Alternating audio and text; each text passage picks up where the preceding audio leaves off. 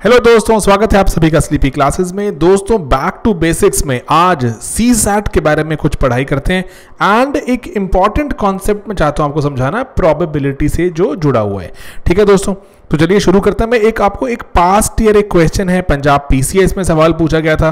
देखो, पंजाब पीसीएस को लेकर इसलिए इतना फोकस है क्योंकि वहां पे सीसैट के मार्क्स काउंट होते हैं और एक मेजर एक गेम चेंजर बन के निकलता है सीसैट। तो दोस्तों, ये क्वेश्चन है, आप यहाँ पॉज करें और उसके बाद मैं आपको साथ साथ समझाता हूँ क्वेश्चन को। आप अपने एंड से भी देखें कि क्या क्वेश्चन डिमांड कर रहा है। दोस्तों, यहाँ क्वेश्चन में बोला गया आपको कि जॉन एंड दानी दो लोग हैं, they go for an interview for two vacancies. ठीक है, जॉन है और ये दानी है, इंटरव्यू देने गए। The probability for the selection of John is 1/3। John के सिलेक्ट होने की प्रोबेबिलिटी मैं यहां साइड में लिख देता हूं। जॉन की सिलेक्ट होने की प्रोबेबिलिटी है 1/3, whereas the probability for selection of दानी is 1/5। जो दानी है उसके सिलेक्ट होने की प्रोबेबिलिटी है 1/5। ठीक है, what is the probability that none of them are selected. तो दोस्तों, मैं इस बेसिक से सवाल से आपको मैं चाहता हूं कि 2-3 तरह के सवाल हम सॉल्व कर पाएं, वैसी वाली कैपेसिटी बिल्ड करें। ओके, तो दोस्तों, जैसे जब अगर वो बोल रहे हैं जॉन की जो सिलेक्ट होने की अगर प्रोबेबिलिटी 1/3 है तो ना सिलेक्ट होने की कितनी होगी। ना सिलेक्ट होने की प्रोबेबिलिटी निकालना दोस्तों बहुत ही आसान होता है। अगर 1/3 सिलेक्ट होने की है, टोटल प्रोबेबिलिटी हर चीज की कितनी होती है 1, तो 1 में से माइनस कर दो, कितनी बची 2/3। ठीक है, तो जॉन की सिलेक्ट होने की 1/3 थी, ना सिलेक्ट होने की 2/3। ऑलराइट, सिंपली ऐसे ही दानी की अगर सिलेक्ट होने की 1/5 है तो ना सिलेक्ट होने की 1 में से सब्ट्रैक्ट किया, कितनी बनी 4/5। ऑलराइट, तो ये दानी की ना सिलेक्ट होने की हो गई 4/5। अब यहां पर आगे सवाल, ठीक है, वो बोलते हैं कि दोनों में से कोई भी सिलेक्ट ना हो। ठीक है, तो इसको हम बहुत जल्दी सॉल्व कर सकते हैं अदरवाइज तो। लेकिन आपको मैं चाहता हूं यहां पे थोड़ा एक्स्ट्रा चीजें भी थोड़ा समझाना साथ साथ में।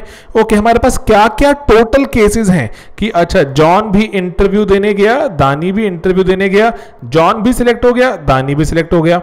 ठीक है, जॉन सिलेक्ट हो गया लेकिन दानी नहीं हुआ, जॉन नहीं हुआ दानी हो गया, या एंड दोनों ही नहीं हुए। यही टोटल 4 केसेस हैं। अब इनकी प्रोबेबिलिटी निकालो आप। जॉन के सिलेक्ट होने की प्रोबेबिलिटी होती है 1/3। ठीक है, एंड दानी की कितनी होती है सिलेक्ट होने की 1/5। ठीक है, ओके, जॉन के सिलेक्ट होने की 1/3 है ना, ये जो टिक लगा हुआ है। दानी के सिलेक्ट ना होने की अब हमें ये वाली प्रोबेबिलिटी उठानी पड़ेगी, कितनी हो गई 4/5। देन जॉन के सिलेक्ट ना होने की कितनी थी दोस्तों 2/3।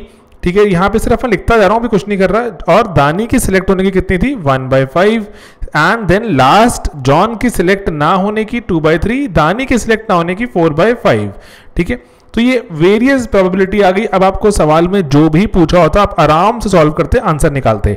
पहला जैसे लेट से आपसे सवाल पूछा गया कि जो जॉन या दानी दोनों के ही सिलेक्ट नहीं हुए, ये वाला ऑप्शन पूछा गया आपसे 2/3 4/5 मल्टीप्लाई किया हमारा। ठीक है, कितना आ गया 2 और 4 ऊपर 8, नीचे 3 और 5 15 मल्टीप्लाई 8/15 हमारा आंसर आ गया।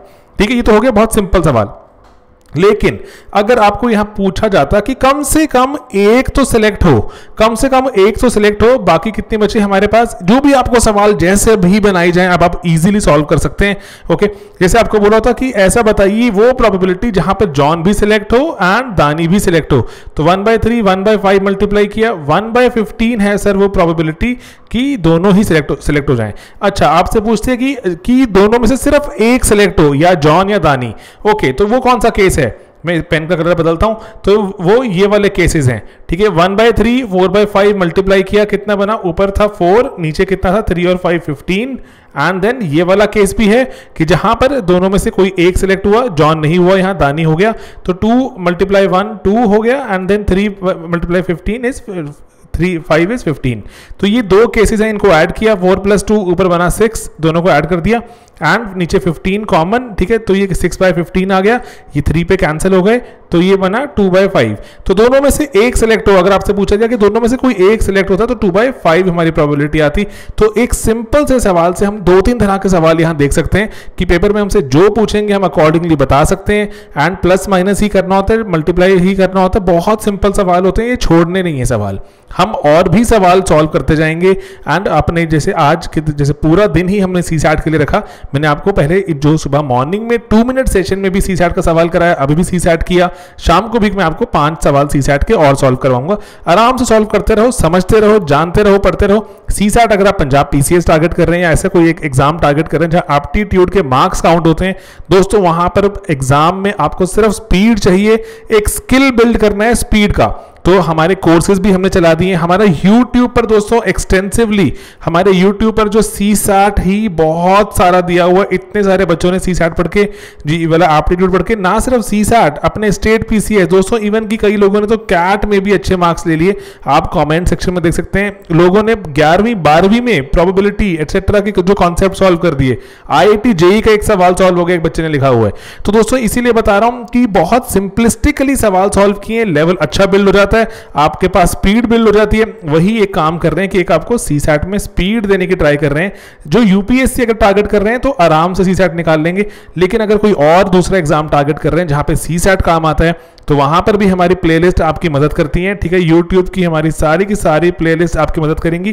पैरेलली हमारा एक सीसैट का एक कोर्स भी हमने चला दिया है, सीसैट के कोर्स में, जहां पर हम आपको जो कॉन्सेप्ट्स तो पढ़ा ही रहे हैं, ठीक है, और बहुत सारे exam oriented concepts, and then concepts के साथ साथ हम आपको कुछ और क्वेश्चंस सॉल्व करवा रहे हैं, जहां पर क्वेश्चंस, ठीक है, जो कॉन्सेप्ट क्लास आती है फिर कुछ क्वेश्चन सॉल्व हो जाते हैं, कॉन्सेप्ट क्लास क्वेश्चंस। उसके बाद आप कोई अपनी बुक सॉल्व करना चाहते हैं या आप चाहते हैं जो एक्स्ट्रा कोई पुराने पेपर सॉल्व करना, आराम से सॉल्व कर सकते हैं। तो यही लेवल बिल्ड करने के अटेम्प्ट कर रहे हैं कि जो बेसिक से आ रहा है वो बेसिक वालों को भी सॉल्व हो जाए, एंड किसी को एडवांस चाहिए तो वहां पे क्वेश्चन भी आते जा रहे हैं।